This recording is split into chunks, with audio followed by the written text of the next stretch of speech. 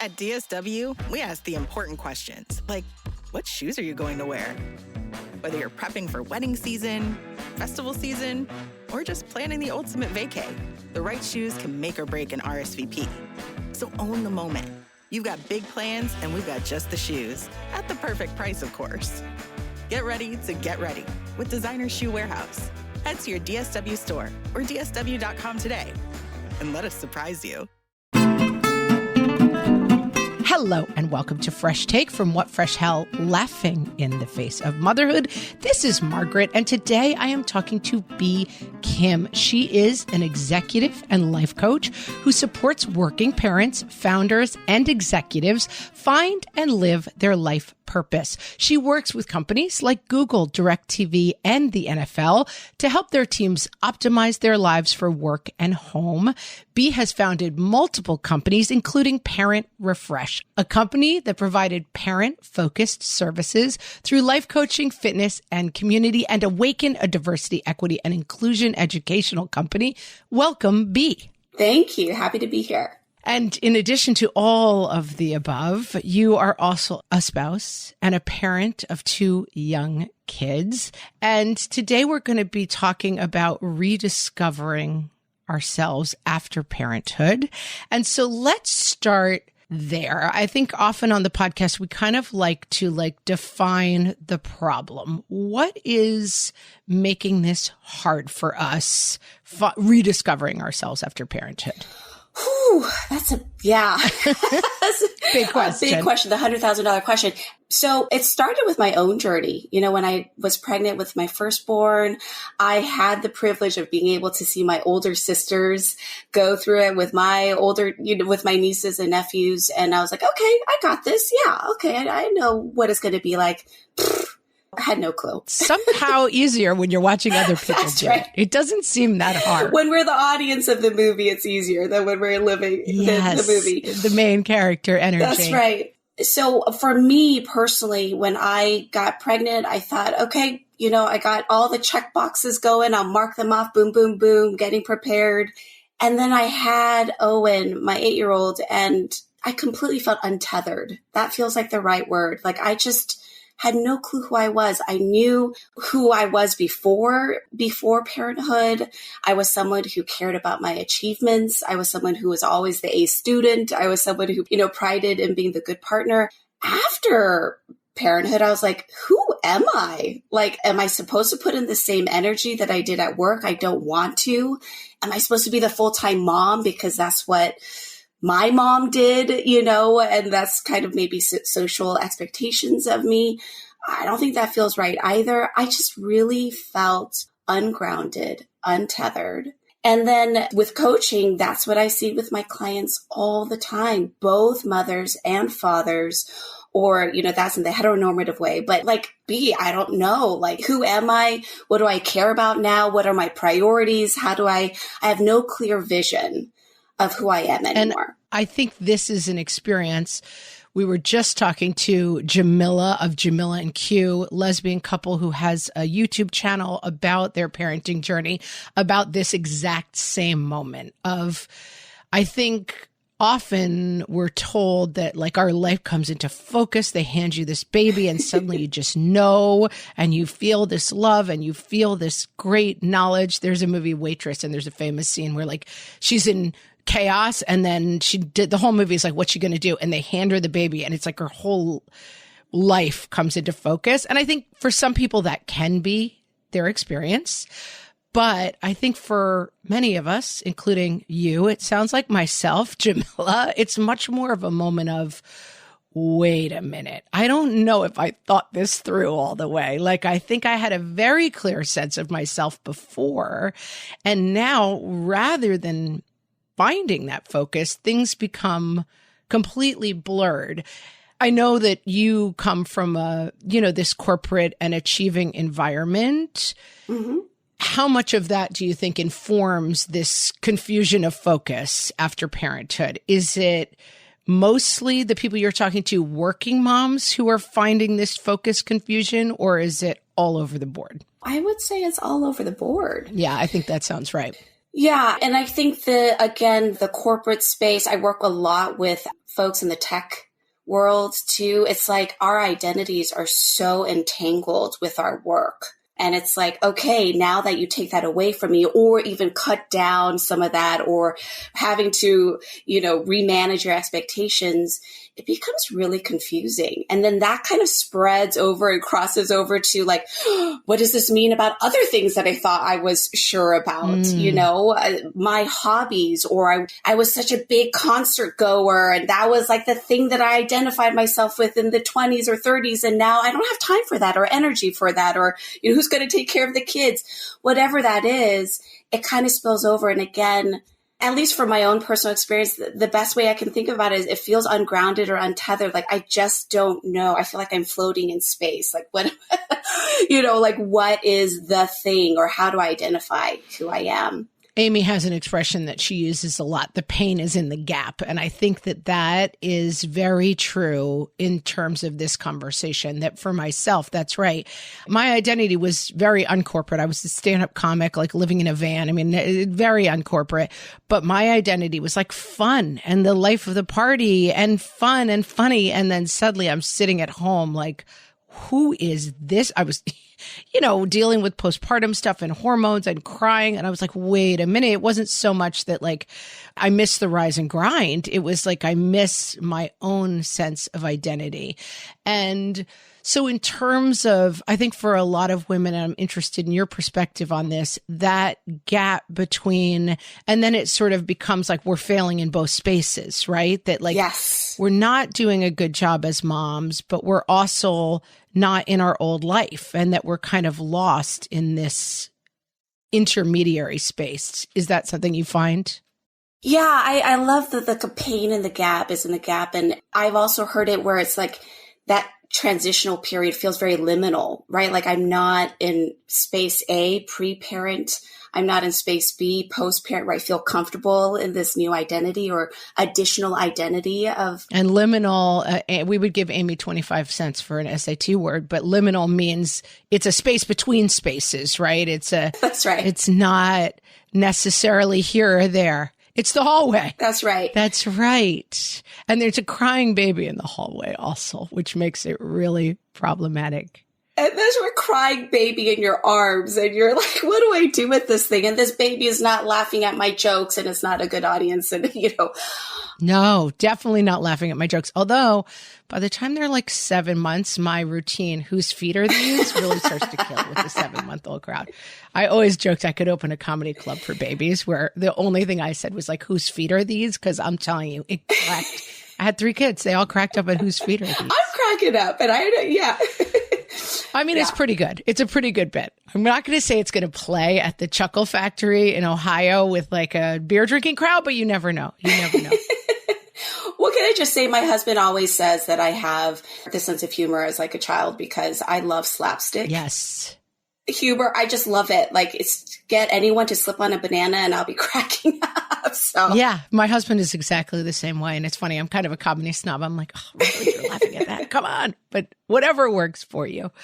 And so if you were to describe this, like the liminal space pain, what are the conversations that you're having with people? What are they saying? Like, is it all just this feeling of like, I don't belong here? Is that what people are bringing to you? What are people coming in and saying, this is what I need to dial in on? I think one of the most common things that people come to me and that I also experienced was this mismanaged expectations, or just, I had this expectation of what motherhood was supposed to be like that image, right? Like what the Waitress movie. By the way, in Waitress, she says no to Nathan Fillion. I'm like, come on.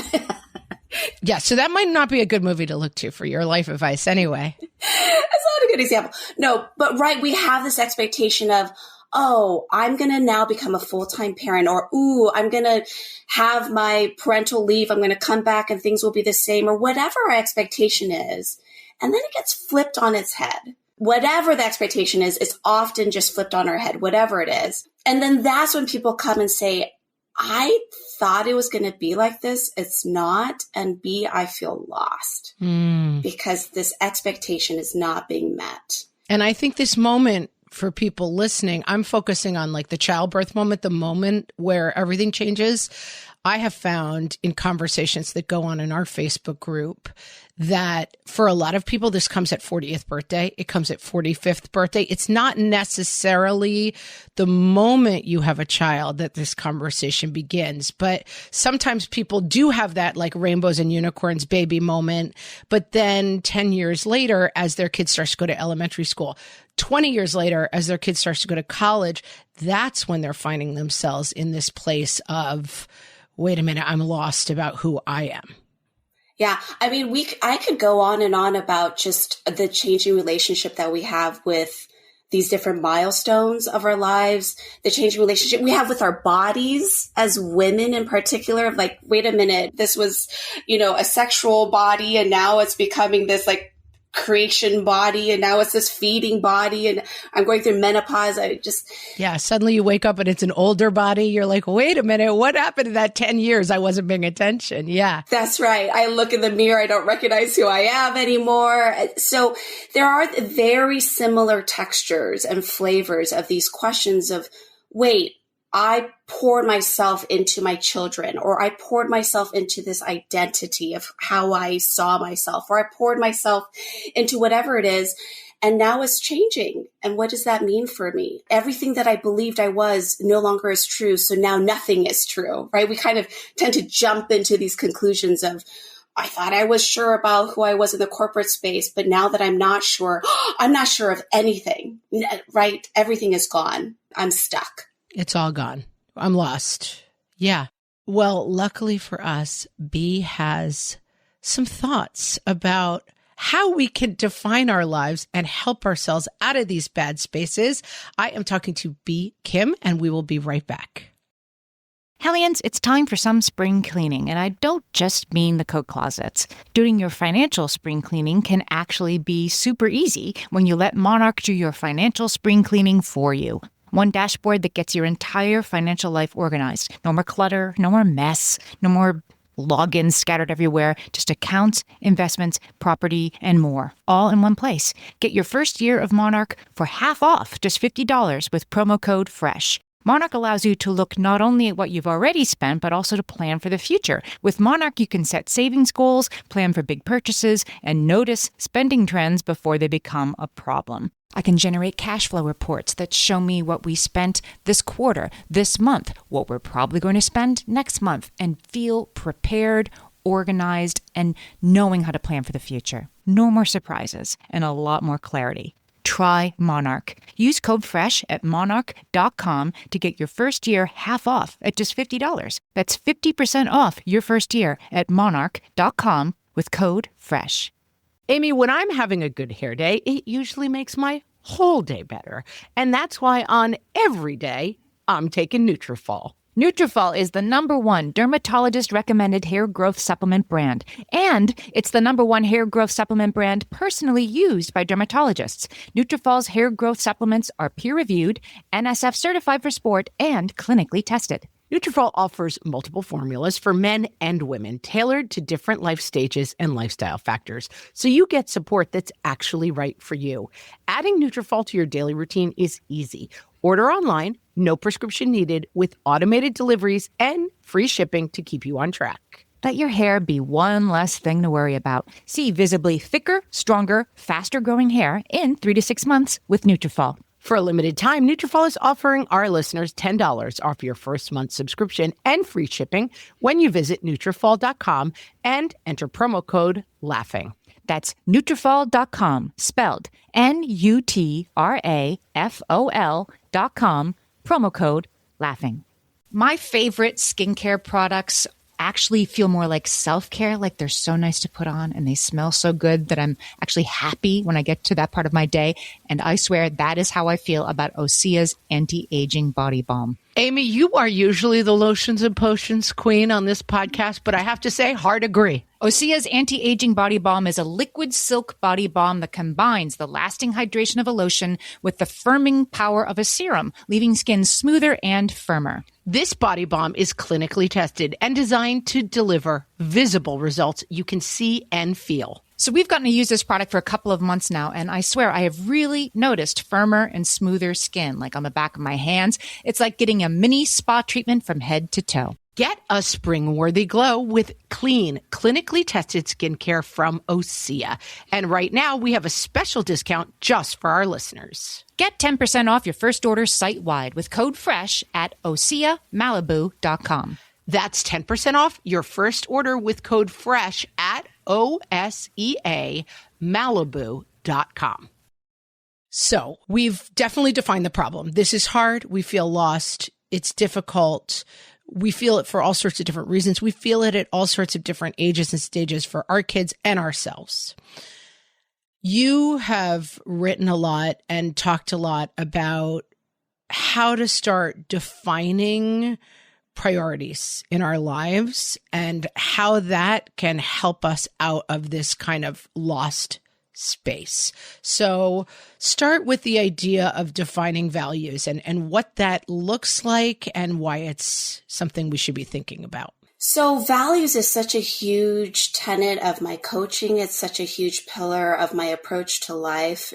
I feel like it's foundational, which is if we know what our values are, which are those intangible things that like inform what's important to us in our lives, then everything else becomes so clear. Life becomes so much easier, not easy, but it becomes much easier if we know what we're solving for, which is the values that are important to us, right? And so I liken, if you know your values, then we're like way beyond into the path of really rediscovering who we are after whatever these milestones are, whether it's baby, whether it's 10 years after baby, whether it's, post, whatever it is, menopause, etc. Then we start getting an idea of, oh, right, these are the things that are important to me. And therefore I'm starting to get a handle again of who I am because of these are the things that are important to me. And one of the things that I think you concentrate on and do well, which is, I think, a very tricky part of values, because I think where we get confused sometimes is what is a value?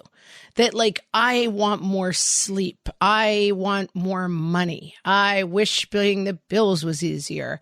That those are not values, really. They are maybe objectives. I don't know exactly what they are. They're desires, but let's really drill down on values and what they are so we know what we're seeking. Yeah. I always say values are intangible often. So like the value of freedom or the value of connection, the value of adventure versus the value of money. Like I want a lot of money. I want to be rich. Oftentimes what's underneath that desire to be rich is a value, right? I value security, or I value safety, or frankly, I value luxury, right? Like I want to be able to feel luxurious, right? So that might be a value. I value laying down on a first class flight. Right. I mean, I wouldn't know, but I want to be able to value that. I wouldn't know either, but I would also love to know. So values, again, are often, they're intangible and they really are ideals. Like they help inform how we make decisions. They inform how we deepen and build relationships. If we know what are the things that are important to us that are intangible that I'm trying to solve for, then things become more clear. And that really is the root of it. If you look at any kind of situation, decision you're trying to make, I always go back to my clients and say, well, what are we actually trying to solve for here? Like, B, I'm miserable at work. Okay, well, let's talk about that. Why are you miserable? What are some of the things? Well, the work is boring and my boss is a micromanager and, the product has shifted or I changed teams or I'm not excited about the service that we're providing anymore. Okay, we're getting a better sense of what's important to you, what I call your career values, right? People, company mission, mentor, a good mentor, boss, exciting or creative work, right? These are things that are supporting the things that you're actually trying to solve for, that it explains maybe why you feel like miserable at work. And that's just a work example. You can put that into, any slice of life that you have. And I think we talked to Dr. Lynetta Willis a while back, and she has a term, stable misery. And we say it all the time now. And it's that I think that we sometimes get busy as moms and we forget to say, am I happy day to day? Is this what I want to be in? Or am I just in this default state of like everything's stable, but nobody's very happy? And that I think that this work is kind of the next step of that, of saying like, right, because happiness is often outside of our control, a lot of the elements of being happy. And so let's talk about an example, like in a domestic situation that maybe like defining your values would be helpful for, because I think the miserable work situation is very resonant. And I'd like you to help me think about one that's a domestic situation in the same way that you might be stuck in that kind of stable misery place. So first of all, can I just say I love stable misery? What a beautiful, like I immediately know. Isn't it great? I mean, we use it all the time because you're like, oh, that's the thing that has defined like a great deal of my existence. And I didn't know there was a term for it. Yes, I immediately know what that means. Like, yep, stable misery it is. So a domestic example, I want to give you a real example. So I'm just mining really quickly of what a real example would be. A typical example would be coming in and saying, hey, relationship dynamics, right? Like, I just feel unhappy, Bea. I'm unhappy in my home life and like, okay, let's dig in, right? I would want to know, what exactly are you unhappy about? Well, I feel unrecognized by my husband. Or my partner. I'm doing a lot of things that, I feel like I'm taking on a lot of emotional and kind of the domestic labor, plus working, full time, plus having to take the kids on the weekends for their soccer practice and their whatever it is. The head nodding is dangerous. If you're driving, please be careful of your head, because everyone's like, yeah, that sounds right. And what it comes down to is I feel underappreciated. And, what do I do about it? So my question would be again, like, okay, let's dig deeper into what is the root of that. And what are some of the values, bringing back to your values. What are the values that are being trampled on for you at this moment? Because clearly you are honoring this value you have of family, right? It's like, yep, right now at this juncture of my life, family's number one. I have kind of put a pause, or not even a pause. Maybe I've sidelined some of my career track or progress, but I'm focusing on family and I'm still in that stable misery. I'm feeling unhappy. What do I do? Well, we just discovered what the root of it is I feel underappreciated. I feel unseen for the value that I bring into the family. And so then we talk about, what does appreciation look like? Appreciation. What is your love languages coming into, right? Because that's where some of the commingling of your values come into as well, about appreciation, gratitude, love language of gift giving or quality time or words of affirmation. Those things are important for me and they're missing for me in my life. And so ideally it would look like, having more balance, like splitting up the duties that feel more equal and equitable here. I work less. Maybe we don't need to split equal between my partner and me, but it doesn't feel equitable because I feel like I'm doing 95% of the domestic responsibilities. Okay, so what would feel more equitable for you, right? So coming from a what do I control standpoint, getting a vision of what would make you feel happy, what feels honored, after knowing what the root of your unhappiness or stuckness is. And then usually conversations need to be had. Right? Like I always say, like, sure, one part of it is knowing what you want, but unless you actually communicate your needs and wants and desires, you can't be really upset that they're not being honored either. Yeah. And it just made me think of a whole other aspect of this. And I want to get your opinion on that right after this break. I am talking to Bea Kim, and we'll be right back. Amy, let me tell you about a magical place that is so exactly designed to be enclosed space, year-round fun for the whole family that I bet you already know what I'm going to say before I even say the name. Let's say it together on 3. 1, 2, 3. Great Wolf Lodge. You got it, Amy. My kids loved Great Wolf Lodge when we went. You probably already know that it has a huge indoor water park with a wave pool, lazy river, a bunch of massive water slides. But then your pack can hit the other attractions because wait, there's more. Great Wolf Lodge has adventure-packed attractions like Magi Quest, a live-action game kids can play throughout the lodge, plus the Northern Lights Arcade. Spent some quality time there, so your kid who loves the lazy river and your kid who loves fantasy games will both have a great time. Great Wolf Lodge also offers great dining options and complimentary daily events like nightly dance parties, all under one roof. Unpack the car once and you're settled in to have fun. And with 22 lodges across the country, you're always a short drive away from adventure. We've both had such great times at Great Wolf Lodge, so bring your pack together at a lodge near you. Learn more at greatwolf.com and strengthen the pack. All my kids learned to swim when they were little. It was super important to me that they be confident and safe in the water. There was only one problem with that: taking them to swim lessons. I mean, the pools were freezing. There were always cranky adults doing laps right there. And it was definitely not, for any of us, what you would call fun. Amy, heard. But now there's Goldfish Swim School. Goldfish takes a really thoughtful approach to swim lessons, combining research-based teaching with a warm, kid-friendly environment that actually helps kids thrive in the water. Every detail at Goldfish is thoughtfully designed to create a golden experience, from shiver-free, warm indoor pools to comfy waiting areas for parents to professionally trained lifeguards on deck. Goldfish uses an approach called the science of swim play, which combines guided play with proven teaching techniques to help kids learn to swim, build water safety skills, and gain confidence, all at their own pace.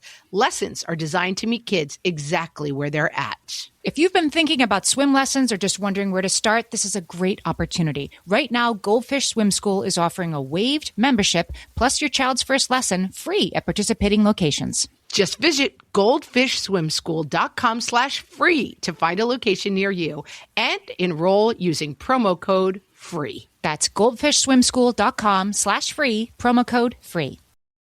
Something that occurred to me, because it's something that I've talked about on the podcast, is I think also sometimes when you define your values, it can be a little bit like Dorothy, you had the power all along, that I sometimes have trouble with my spouse of like, well, he's not great at like gift giving, for example. That's not a huge strength of his, but that I want to feel valued, and that talking to him and sometimes outside people have sometimes helped me see that whenever I go out, my car has gas in it, you know? And whenever I'm about to take a trip, like I go out and the car is all clean and ready to go, that sometimes when we are very clear about our values, it sometimes helps us to see that we are doing things and we are in better situations sometimes than we think. Do you find that? Yeah, absolutely. Absolutely. If we know what's clear for us and we can name those things, then it starts a conversation where, and I've had this with my own partner, right? Where I'm like, hey, I again, the vigorous head nodding may be happening where you feel underappreciated. It's like, hey, it just feels unequal right now and out of balance, out of whack. And what I realize is, oh my gosh, I haven't been seeing all the contributions you've been making, right? These acts of service that you have, which is the car is always filled with gas. That, gosh, I feel lucky to say that, you know, the dishes are always made. I make the meals, but the dishes are always made, right? Whatever those things are, it's human nature for us to become laser focused on all the things that are going wrong because we're just wired that way, right?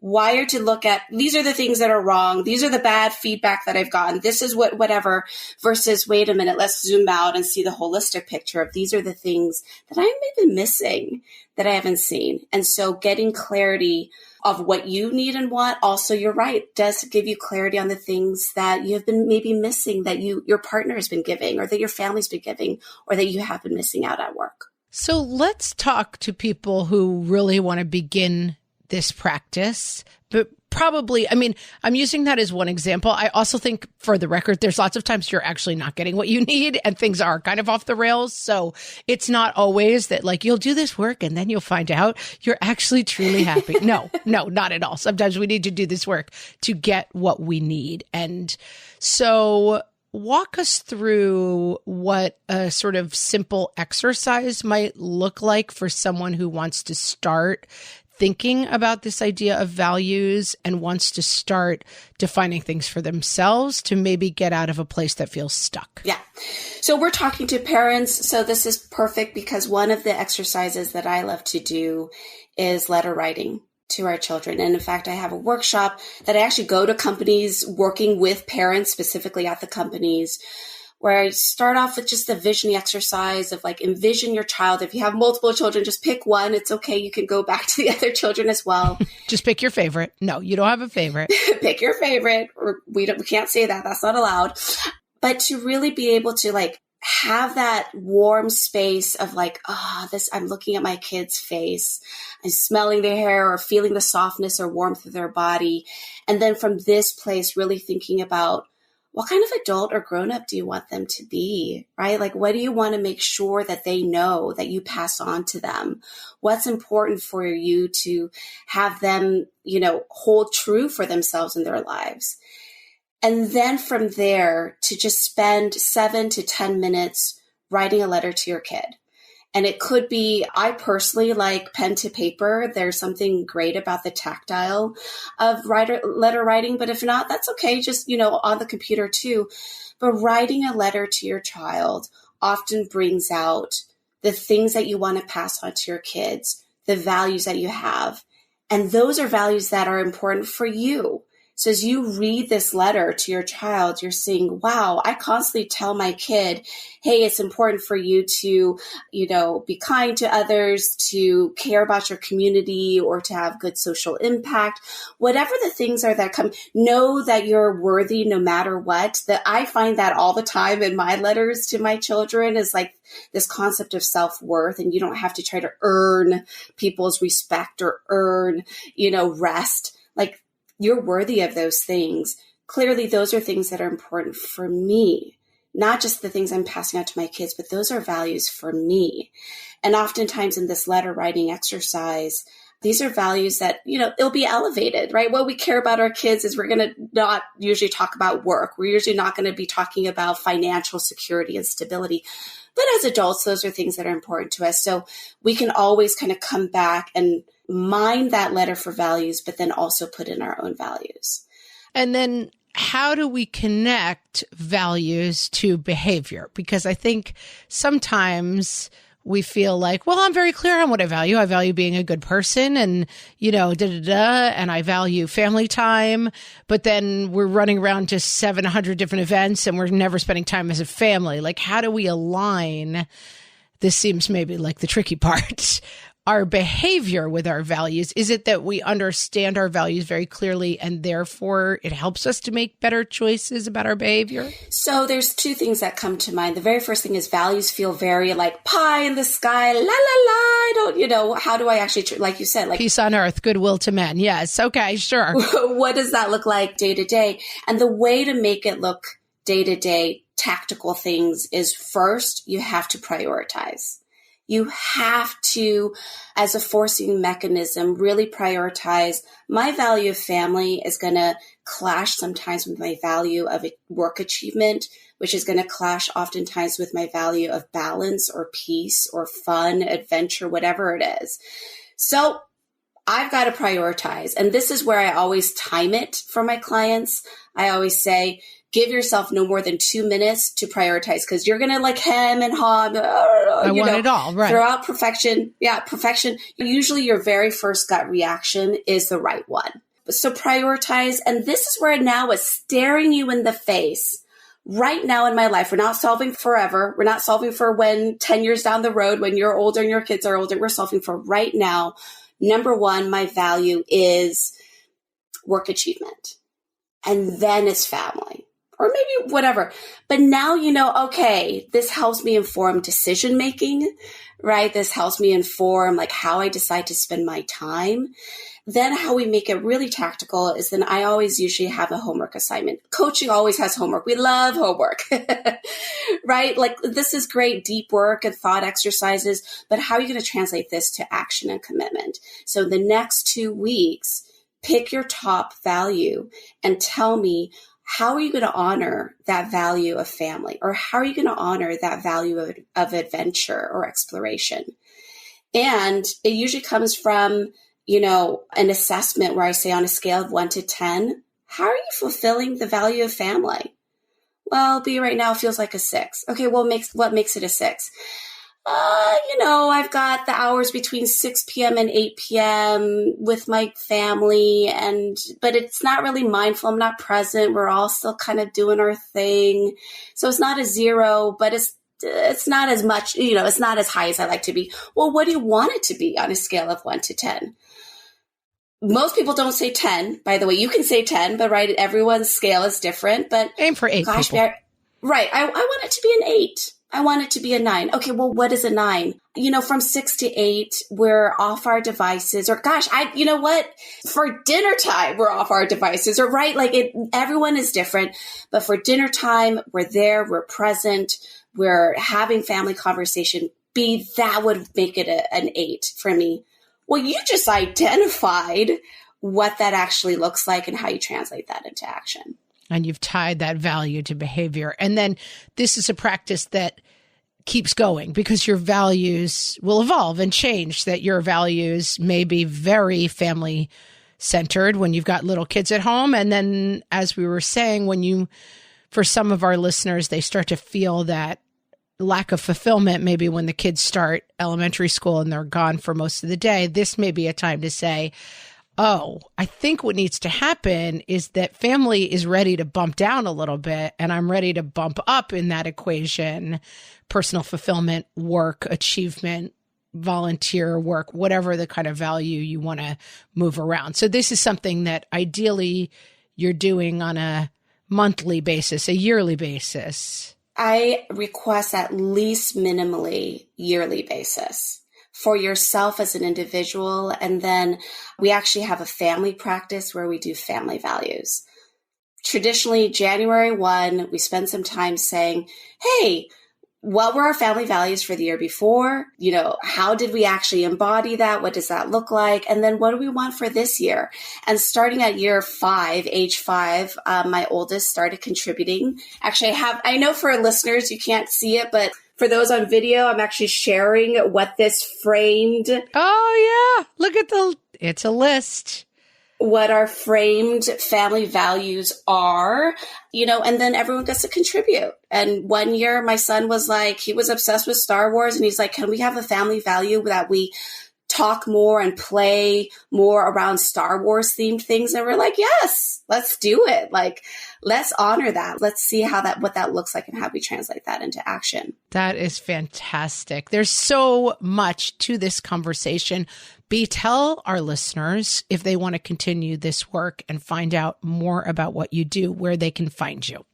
First and foremost, you can find me on my website, Bea Kim, BeaKim.com. Connect with me over Instagram, Bea Kim Coaching.